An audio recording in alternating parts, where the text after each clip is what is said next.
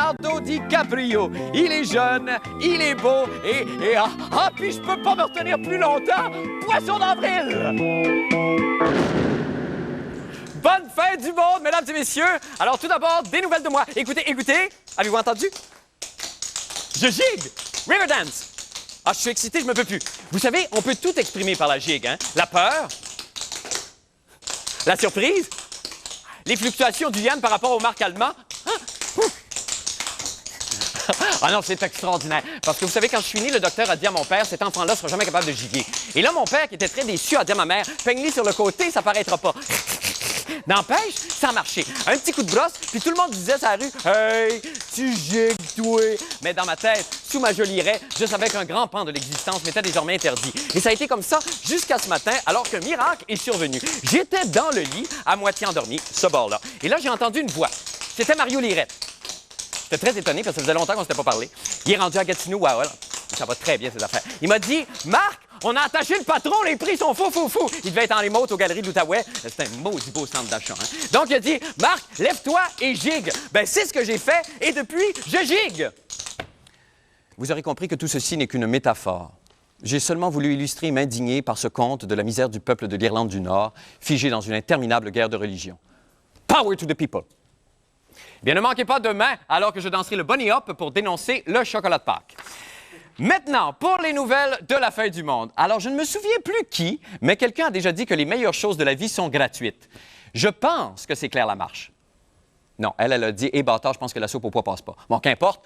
Le dernier budget Landry, quoique décevant pour toutes sortes de raisons que les gens déçus pourraient vous expliquer mieux que moi, a tout de même apporté une bonne nouvelle aux parents. Et je veux parler de l'accessibilité pour les enfants de 3 ans à des places de garderie à 5 $. Jean-René Dufort, la satellite popette, c'est un robot à lunettes, est allé voir ce que les principaux intéressés en pensaient. On écoute.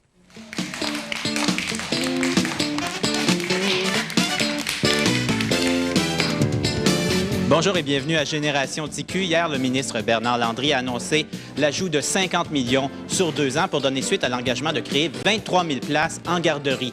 Tout à l'heure, je vais aller recueillir vos réactions, mais tout d'abord, j'aimerais poser la question peut-être à Virginie. Avez-vous l'impression que vos parents vont vous domper plus souvent à la garderie maintenant que c'est 5 $ pour votre âge? Oui. Oui? À cause que je viens plus souvent à la garderie. Est-ce que tu as l'impression que tes parents vont en profiter pour te domper plus souvent à la garderie maintenant que tu coûtes 5 $? Mais oui, mais pas toujours parce que des fois, c'est fermé. Mais là, tu as quel âge? 4 ans? Oui. Donc, tu coûtes 5 $? Oui. Est-ce que tu aimerais coûter plus? Est-ce que ça t'insulte de coûter 5 $ seulement? Oui. Ceux de 3 ans vont maintenant coûter 5 $. Est-ce que tu trouves que ceux de 3 ans copient sur ceux de 4 ans? Oui. Oui. Puis le 3 ans copie, moi, je peux pas m'en occuper parce que c'est pas, je suis pas leur mère.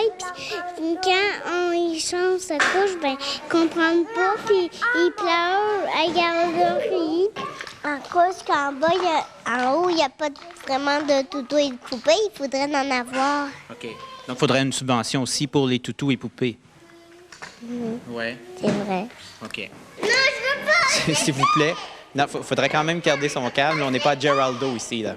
Est-ce que tu penses que ça peut favoriser la désintégration de la famille?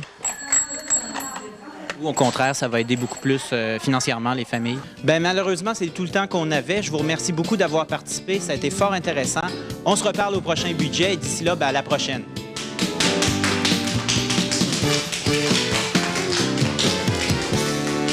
Eh bien, un autre côté touchant, celui-là, de Jean-René Dufort qu'on découvre ce soir. Jean-René, bonsoir. Bonsoir. Alors donc, c'est effectivement une très bonne nouvelle pour bien des parents. Oui. C'est une bonne nouvelle aussi pour les garderies qui sont financées, évidemment, par l'État. Une moins bonne pour les garderies privées. C'est ça que j'allais dire. Oui. Ouais. Mais ce qui est important, c'est qu'on n'a pas demandé aux enfants est-ce qu'ils sont insultés de ne valoir que 5 $. Et on a vu que les enfants sont pas très heureux de valoir ça. Non, les enfants sentent les choses quand même. Oui. Là, ça va créer des emplois, ça va créer plusieurs emplois. Ça, on parle, vous avez dit le chiffre tantôt en reportage, c'est quoi? C'est des places en garderie, donc 23 000 places en garderie. Okay. On ne sait pas combien ça va prendre de gardiens armés pour les surveiller. Parce qu'on sait que les enfants maintenant sont assez turbulents. Bon, ben écoute, c'est une bonne nouvelle, mais la question essentielle qu'on veut tous savoir ici, est-ce que ça vous a donné le goût à vous d'enfanter? À moi, personnellement? Oui, à vous, le Jean-René Compagne. J'en ai pas encore la capacité biologique. Maintenant, avec la biochimie, peut-être que ça va venir. Mais ça m'a donné le goût de les faire garder, en tout cas. Ah, ben c'est merveilleux. Mais il faut commencer à 3 ans, parce qu'avant ça coûte quand même plus que 5 piastres. Oui, il faut sauter de 0 à 3 ans. Il faut se retenir un peu. Enfanter tout de suite à 3. Brisez vos os à 3. Merci beaucoup, Jean-René Dufort. Merci. Eh bien, la fin du monde en bref, exceptionnellement tout de suite. Décidément, la science ne recule devant rien pour nous assurer à tous un monde meilleur, libre du moindre petit racaille, de la moindre petite tumeur. Et en effet, il y a des scientifiques allemands, conjointement avec les astronautes de la station Mir, qui mènent présentement une expérience visant à rassurer le peuple de la Terre sur la possibilité d'habiter un jour l'espace. Le but de la mission est simple, tester la résistance des sous-vêtements dans les conditions climatiques extrêmes de l'espace sidéral. Et on me dit qu'on a des images satellites absolument saisissantes des essais. On regarde ça tout de suite.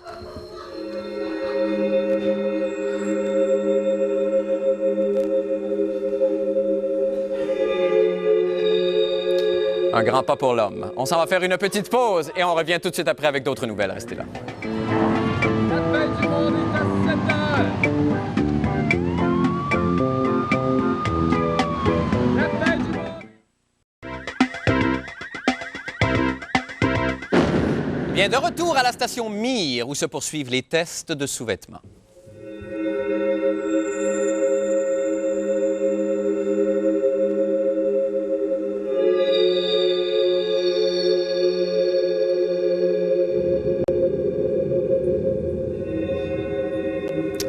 Ça fait rêver.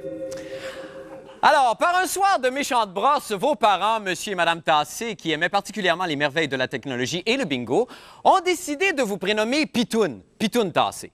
Depuis, votre vie n'a été qu'un long et lancinant chapelet de et de et n'eût été de la Kalachnikov que vous portez fièrement entre les dents, vous auriez peut-être même fait rire de vous, pauvre Pitoun. Heureusement, un orienteur avisé vous a conseillé de devenir serveuse sexy dans un petit restaurant de demi-portion. Depuis, vous nagez dans le bonheur. Quelle histoire édifiante.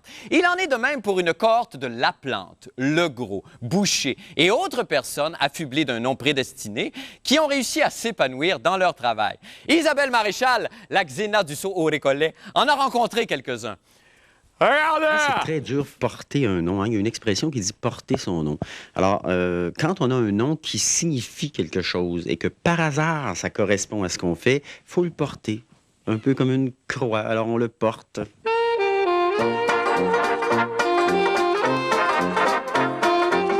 La chose que je me suis fait demander le plus souvent, c'est est-ce que c'est votre vrai nom? Est-ce que vous pensez que parce que je suis devenu écrivain et éditeur, que comme nom, j'aurais choisi de Bellefeuille? Il n'y a rien de plus quétaine qu'un écrivain qui s'appelle de Bellefeuille. Hein? C'est... La preuve, c'est que vous m'interviewez là-dessus. C'est terrible. Je m'appelle Monique Boivin. Alors, je prononce toujours mon nom. Et puis là, ils disent toujours « Ah, mon Dieu, ben, t'as le nom qu'il faut pour ton métier. » Je pensais jamais qu'un jour... que je serais dans ce domaine-là, en m'appelant Boivin. Mais maintenant, tous les gens qui me connaissent et qui savent à quel point je suis heureuse dans mon métier, ils disent toujours « Enfin, t'as trouvé, avec ton nom, t'as trouvé ton métier qu'il te fallait. » Est-ce que vous pensez que le nom peut avoir une incidence sur la vie de quelqu'un à ce point-là? Bien, maintenant, je crois que oui.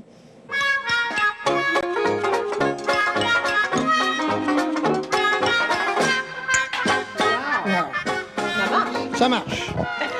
Voilà, c'est le Cueille-Bouchon-Lavigne. Vous avez eu de la difficulté même à utiliser votre propre nom pour votre invention? Absolument. C'est qu'au brevet, on n'accepte pas de mettre le nom propre sur un brevet.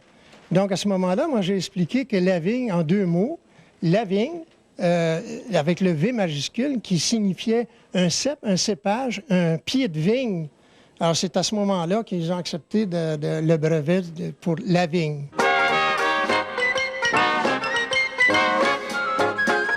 Est-ce que vous pensez que votre nom vous prédestinait à faire ce que vous faites? Nous, je pense pas qu'on ait jamais pensé à ça, mais les gens, tranquillement, faisaient tout le temps de l'association. Puis disaient, si vous étiez prédestinés, ça, on se le fait dire souvent. Là. Certains pensent que c'est une farce, ils ne croient pas que c'est notre nom de famille.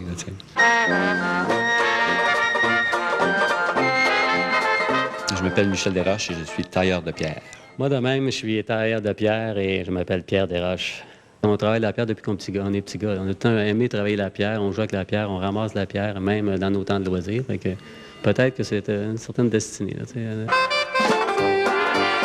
ça a été juste une fois rendu à Hydro-Québec. À un moment donné, j'ai réalisé, la lumière Hydro-Québec, ouais, c'est vrai que il y a un lien là. Mais aujourd'hui, évidemment, avec le verglas et la visibilité que ça m'a donné, il y a davantage de jeux de mots qui sont faits. Vous avez été interviewée par Brigitte Bougie pendant la crise du verglas. Madame Bougie qui interviewe Madame Lalumière d'Hydro-Québec. Disons que ça amenait un peu d'éclairage dans le contexte. Alors, Isabelle Maréchal, bonsoir. Bonsoir, Marc. Mis à part M. de Bellefeuille au début, c'est M. de Bellefeuille, c'est voilà, ça? Voilà, oui. Qui, lui, semblait trouver ça lourd de porter son nom. Les autres avaient l'air très heureux. Il disait que c'est une tâche, finalement, qu'il y a une expression qui dit porter son nom un peu comme on porte une croix. Il disait que lui, son nom lui convient très bien, il est très heureux, il le porte bien. Oui. Mais il disait un point intéressant, c'est que il dit la plupart des gens que j'ai rencontrés qui avaient un nom assez particulier, souvent leur nom leur convenait pas.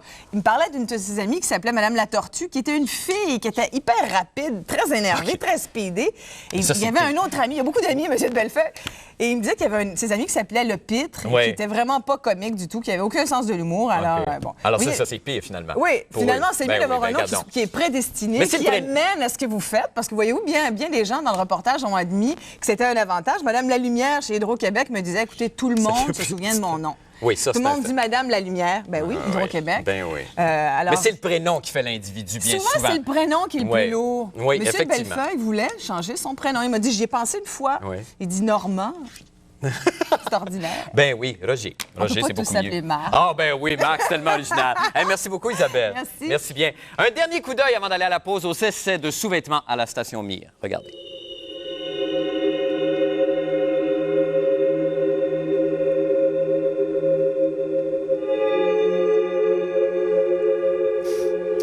On s'en va à la pause, on revient tout de suite après.